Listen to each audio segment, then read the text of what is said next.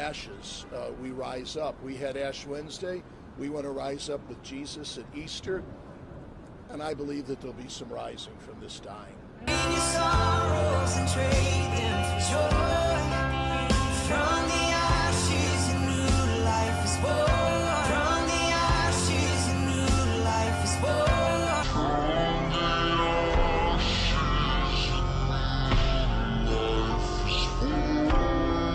By your spirit I will rise from the ashes of defeat. Rise from the ashes.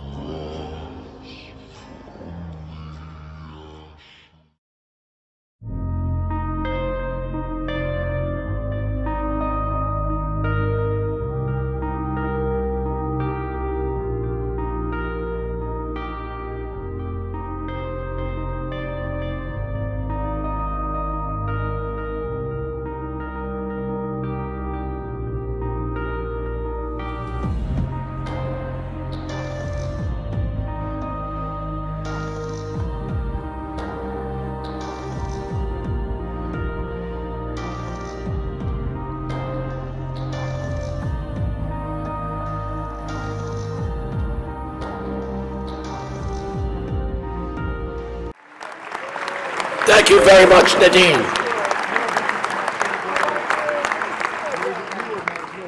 Bishop DiMarzio. Certainly, it's a pleasure to be with you on this 71st annual Al Smith dinner.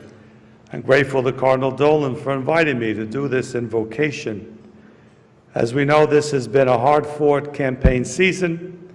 Last night was an exciting debate. I think most of us, including Secretary Clinton and Mr. Trump, are praying for this election to be over soon. So let us pray.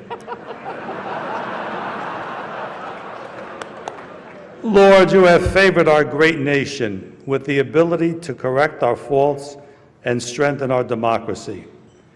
We ask your blessing upon us at this time so that our nation may come together in unity to elect a president who will be mindful of the laws inherent in our human nature. Life is your greatest gift to us. Teach us to respect life from its natural beginning to its natural end. Help us to reach out to the marginalized in our society. Everyone in attendance is doing their part in supporting our charitable efforts. It couldn't be done without you, or without the amazing support of the many devoted Catholics on stage. You know, Catholics like Henry Kissinger, Howard Rubenstein, Mort Zuckerman.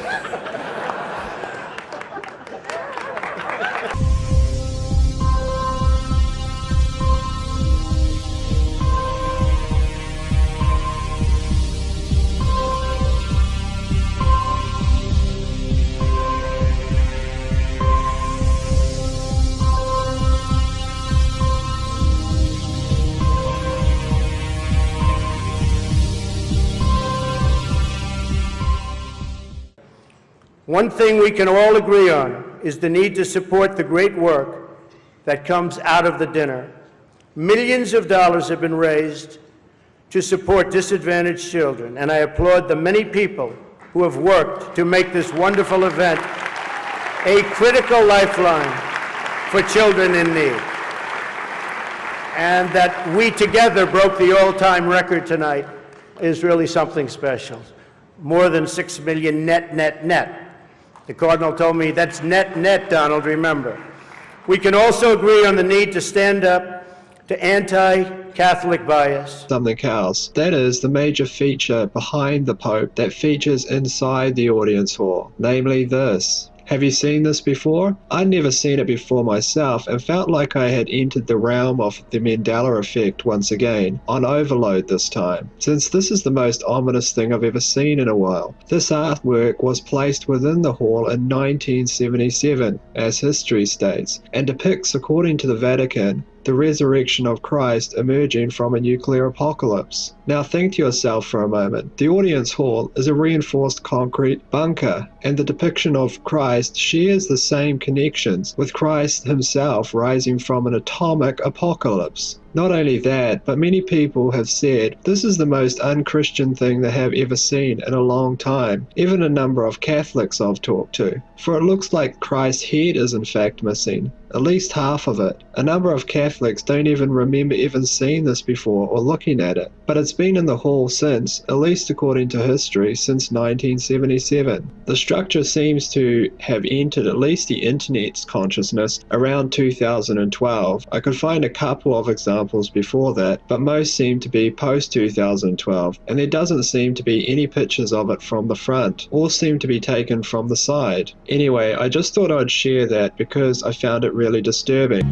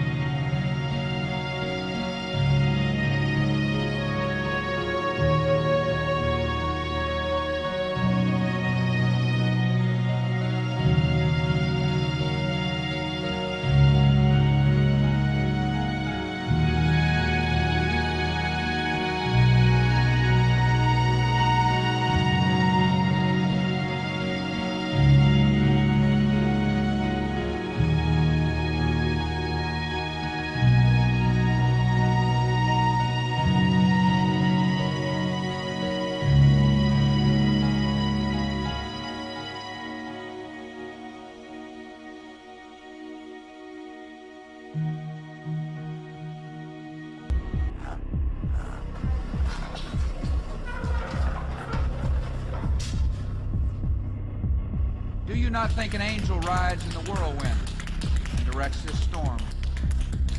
This work continues. The story goes on. And an angel still rides in the whirlwind and directs this storm. God bless you all. And God bless America. Get ready to read all these words on this page without making a mistake. Look at the letter at the end and remember the sound it makes. Get ready. Kite. Yes, kite. Get ready to read this word the fast way. Get ready. Kid. Yes, kid. Sound it out. Get ready. Kid. Sound it out. Get ready. Kid. What word? Kid. Yes, kid. Boys and girls, sound this word out. Get ready. What word? Steal. Yes, steal. Read these words the fast way. Get ready. Play. Yes, play. Get ready. Must. Yes, must. Let's read these words the fast way without making a mistake. Get ready. Kite. Yes, kite. Get ready. Kick. Yes, kick. Get ready. Steal. Yes, steal. Get ready. Play. Yes, play. Get ready. Must. Yes, must. Open your book up to lesson 60 on page 150.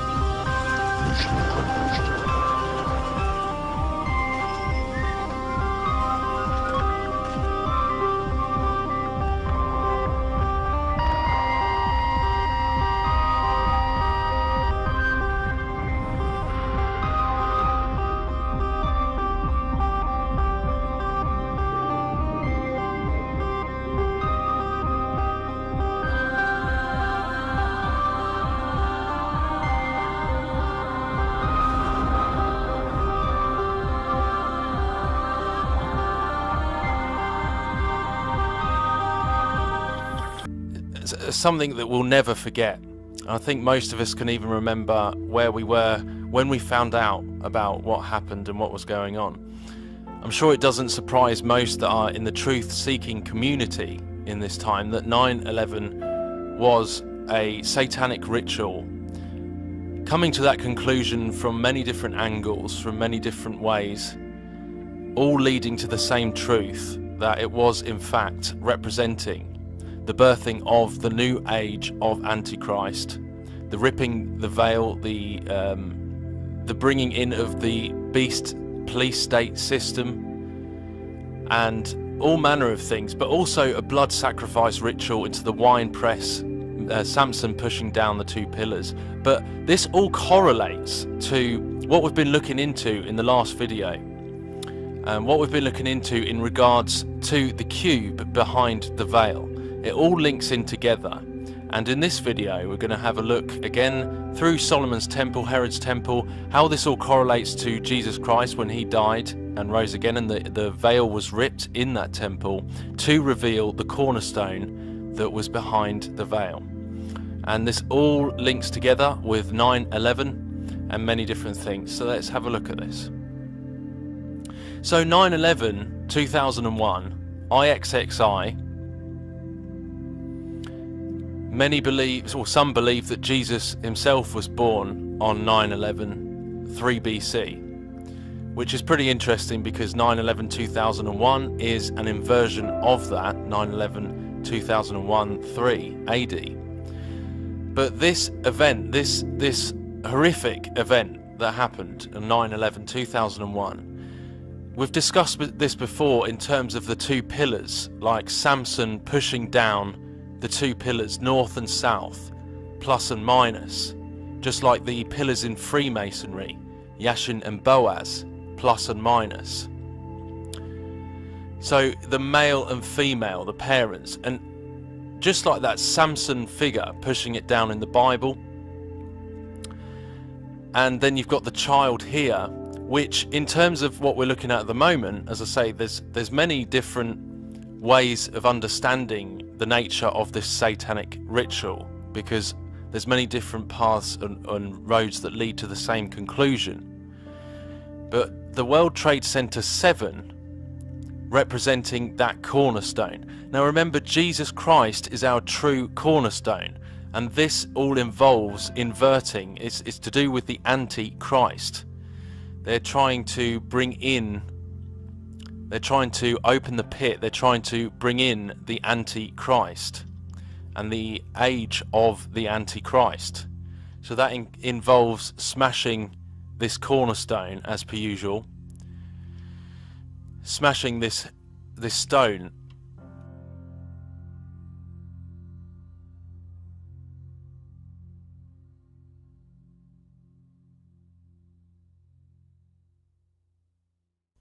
So just to put it very simply, this is exactly what we're looking at when we look at that. We're looking at the figure pushing down the two pillars and the veil breaking, just like when Jesus died on the cross and the veil was rent, and the cube collapsing, the cornerstone collapsing behind the veil. Now, G is the 7th letter of the alphabet. So that is exactly what that's representing there, including the generative principle. But you see how when these pillars come down, collapsing the cube, the cornerstone, G equals 7, building 7, and then rebuilding into a new tower, which would be the transfigured third temple, but of the material world. Because when Jesus Christ defeated the curse, ripped the veil in, and defeated death and sin, which is, we'll go into in another video how we see the truth of the gospel through this. He rose again in the true third temple. Jesus Christ is the temple of the living God. He rose again out of the curse of sin and death. The grave could not hold him, and he rose again and became our true third temple. And when we're in the body of Christ, we are safe in our Father's hands. So that G, as we looked before, the Tesseract, the game cube, is to do with portal. Remember, ripping the fabric of time and space. And it's all represented, as I've shown before, here and here again, the two towers with that G in the center, bringing in Lucifer, opening the window,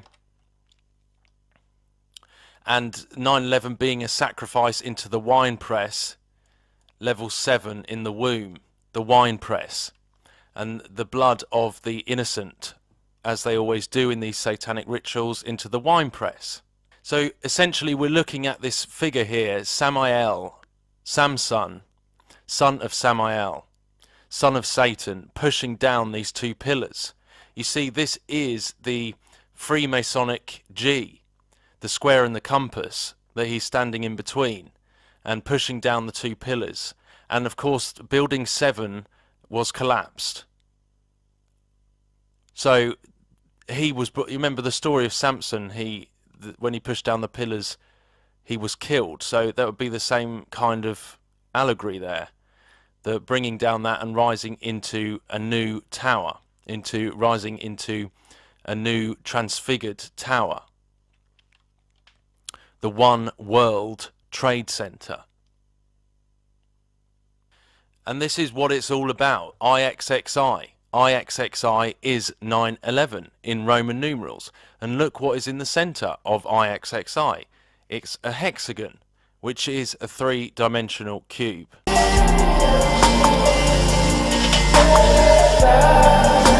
Look there, we've got the same kind of symbology on a Catholic basilica, which is kind of ironic. I'm here today at Washington DC with this big shrine to the Catholic Church here of the Immaculate Conception to have a deeper look at what it's all about. What an eerie place.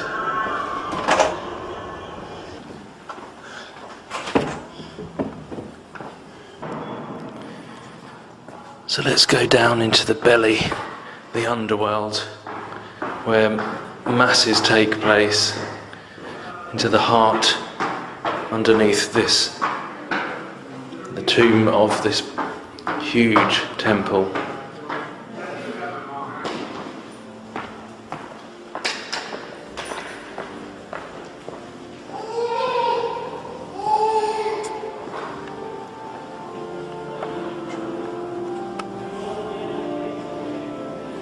I mean, we're underground right now.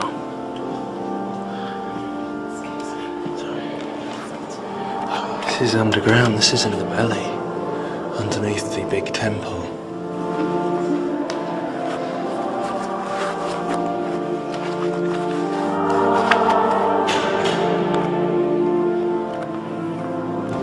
So much symbology in here.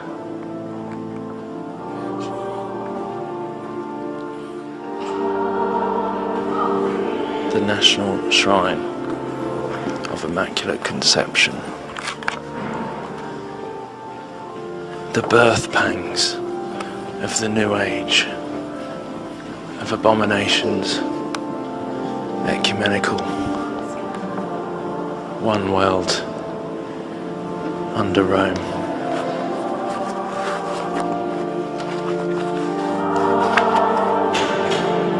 It's like an expensive hotel, one of those 5-star ones in Vegas.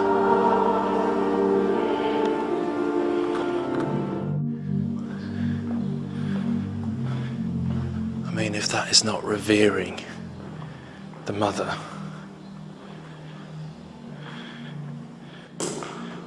Europa. And look at him, I mean, he's bowing. I've heard so many say they don't revere Mary in that way, the false Mary. But he's bowing to this Ishtar, Isis figure. Coming out of the feminine gate. The female birthing womb. I'm sure I don't really need to say too much. It's already pretty obvious what that represents. Well, and there's that hexagon again. This same symbolism, just like the Star of David.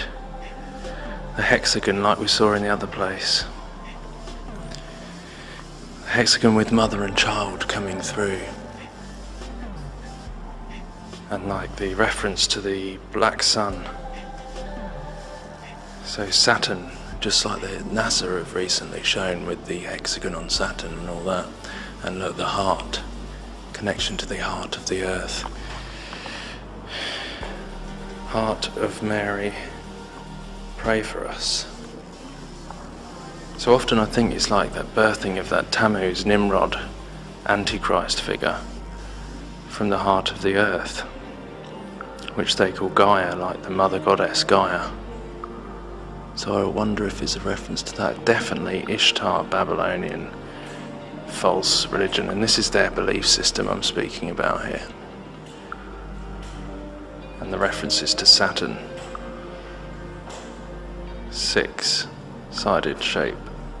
The Antichrist, the birth of the Antichrist. A copy of the truth, of the true Messiah, but this is the inverted, the false one. So there's always parallels and mirrors to the real truth. It's just that this goes back to Egypt, Babylon, and there's always been usurping authority, as I said, usurping authority from the real legitimate Messiah, the real legitimate truth that we can read in the New Testament. This is how they are doing it and always have done it. This is the plan all along. The fallen plan, the kingdom of darkness, our enemy, to usurp and trick and mirror and copy, to mislead people.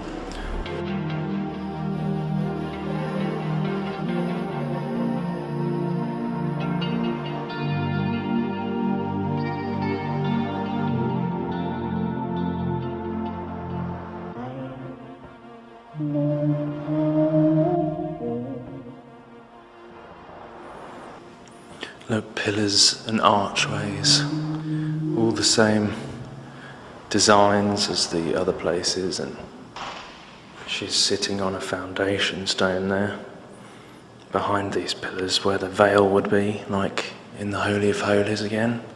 Same representation, the Mother Goddess, Semiramis, Diana and Child, the false Mary.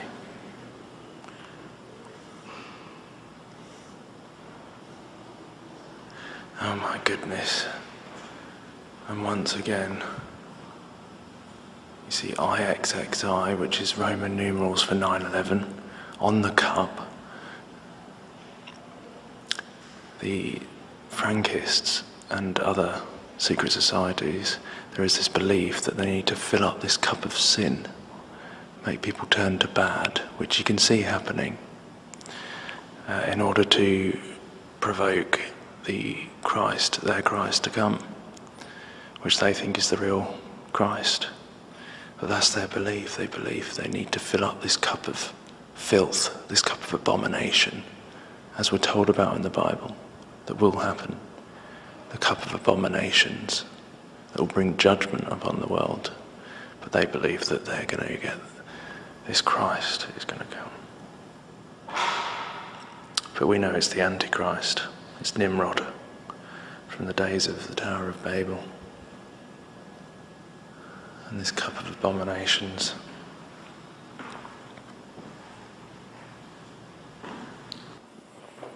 Mate!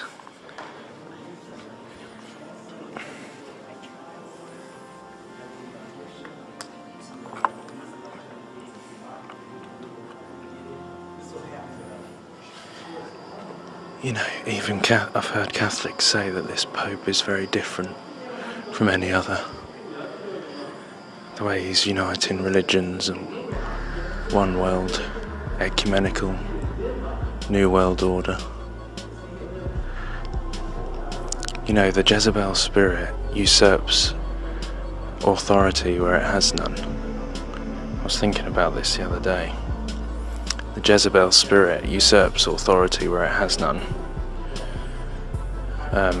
And this is kind of the way this new ecumenical religion, Babylonian New Age religion is working.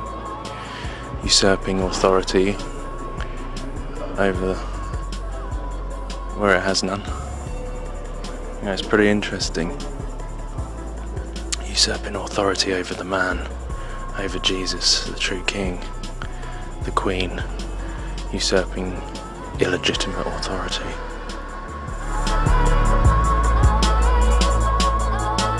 She is the one to take you to that light. Who do you think that light is? Lucifer.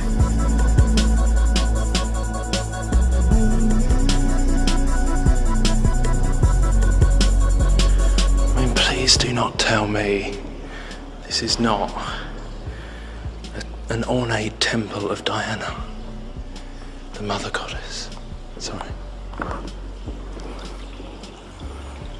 I don't think that went down too well. But look, the celebration of fertility.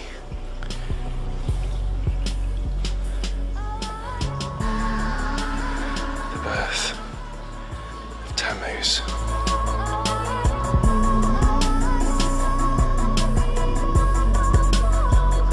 Whether you call her this, or you call her that, or you call her this, or you call her that, She's the same wherever you go.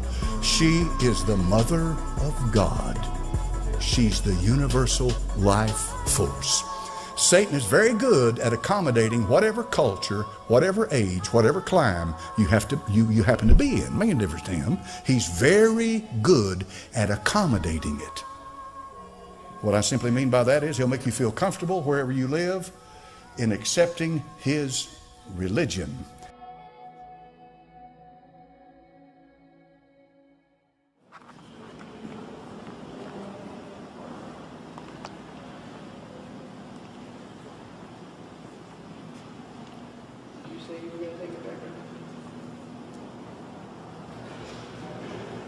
See, look, even here it's saying to receive the scroll and to break open its seals. Oh my goodness, I didn't even realise this was here. I used this picture in a video the other day. That is Apollyon the Destroyer. Mars, the Roman god of war.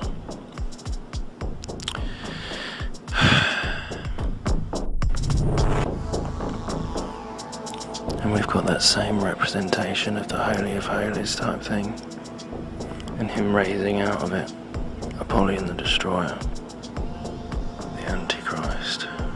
That is not Jesus. I don't think it takes much to work out that that's not Jesus.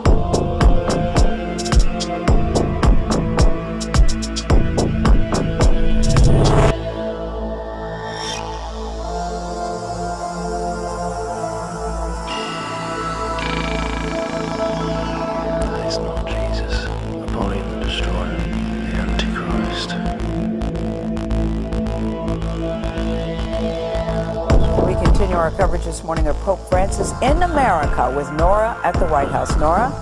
Thank you, Gail. You know, Pope Francis is also going to celebrate his first Mass in the United States, and that is at the Basilica of the National Shrine of the Immaculate Conception. Now, he is the third Pope to visit the Basilica that is on the Catholic University of America campus. And Chip Reed is there to show us what to expect this afternoon. Chip, good morning. Well, good morning. You know, around here, most people simply call it the Shrine, and it is a beautiful building. It is the largest Roman Catholic church in America. In fact, they're expecting about 25,000 people here this afternoon to see and hear the Pope celebrate Mass.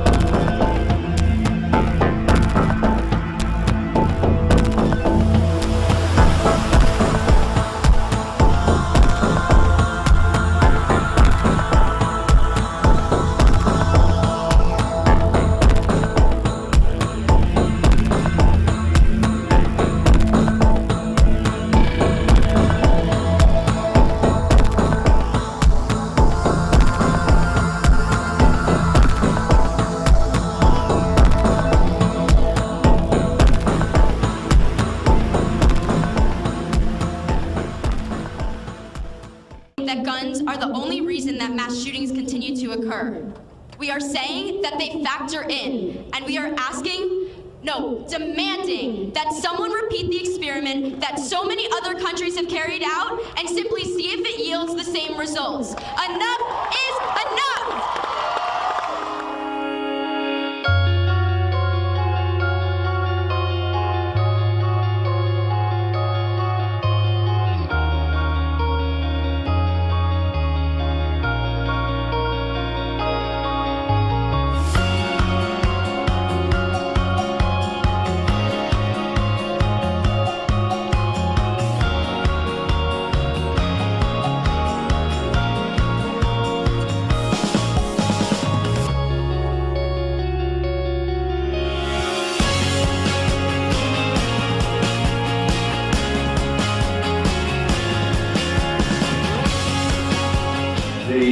floating eye here is variously interpreted. Some people see the work of Freemasons in it. Some people just see this as the divine eye of providence. It's a debate for the ages.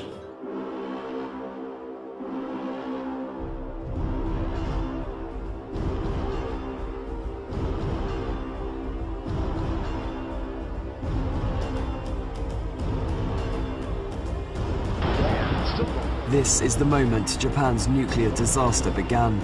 A giant tsunami wave crashes into the Fukushima Daiichi power plant.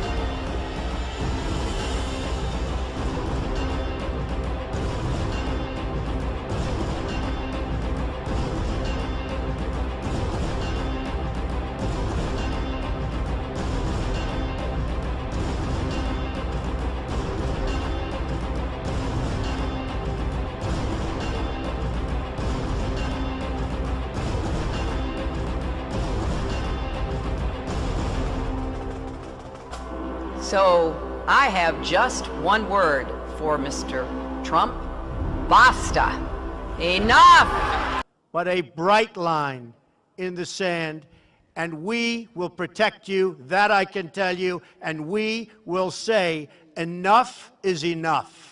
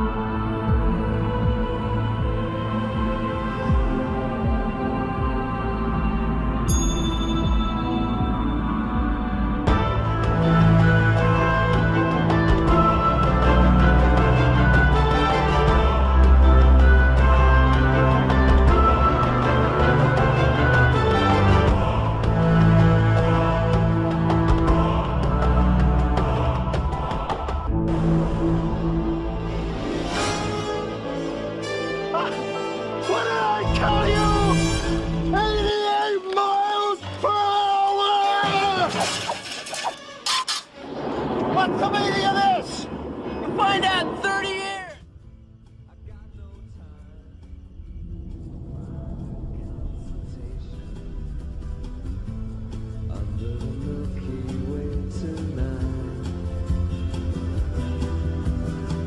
Days, 6 hours, 42 minutes, 12 seconds. That is when the world will end. But I want to be president of the United States to make sure that we never again do business. We never again. I went down there and talked to the president of Panama about cleaning up their money. 42 minutes, 12 seconds. That is when the world will end. Basic principles of time travel are there. You got your vessel and your portal. The vessel can be just about anything, most likely a spacecraft. Like a DeLorean. Aircraft. You know, I love that movie, the way they shot it. It's so, 6 hours, like futuristic. 42 minutes, 12 seconds. That is when the world will end. But I want to be a president of the United States to make sure that we never again do business. We never again country. I went down there and talked to the president of Panama about cleaning up their money laundering. It leads you here, dispatch your destination under the Milky Way tonight. 6 hours, 42 minutes, 12 seconds. That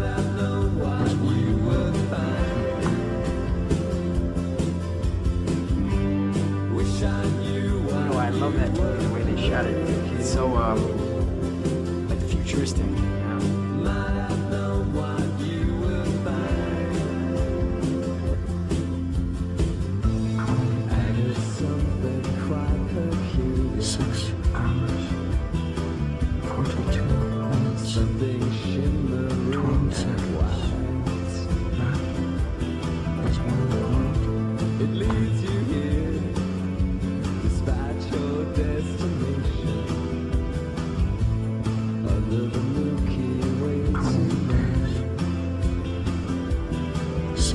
Basic principles of time travel in there.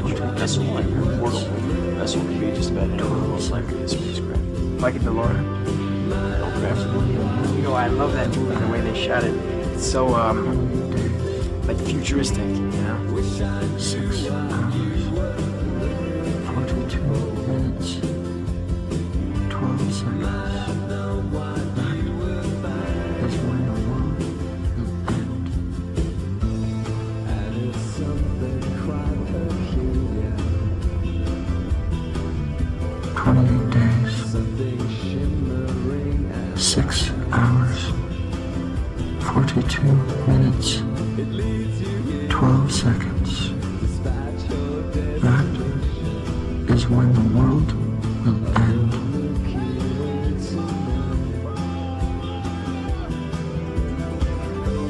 Wish I knew what you were looking for. Might I know what you would find? Wish I knew what you were looking for.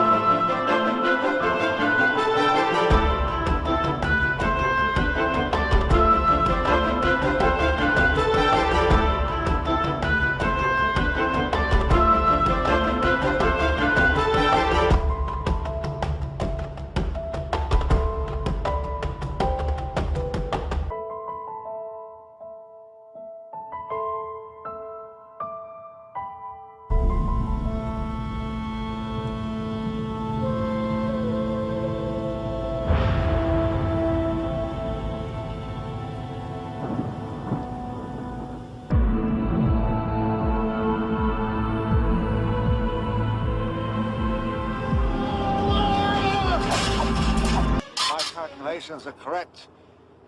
When this baby hits 88 miles per hour, you're gonna see some serious shit.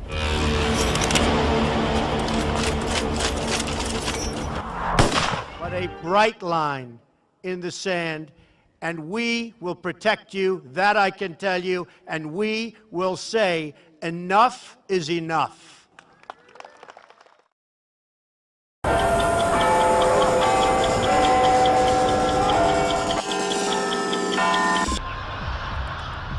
never see it coming.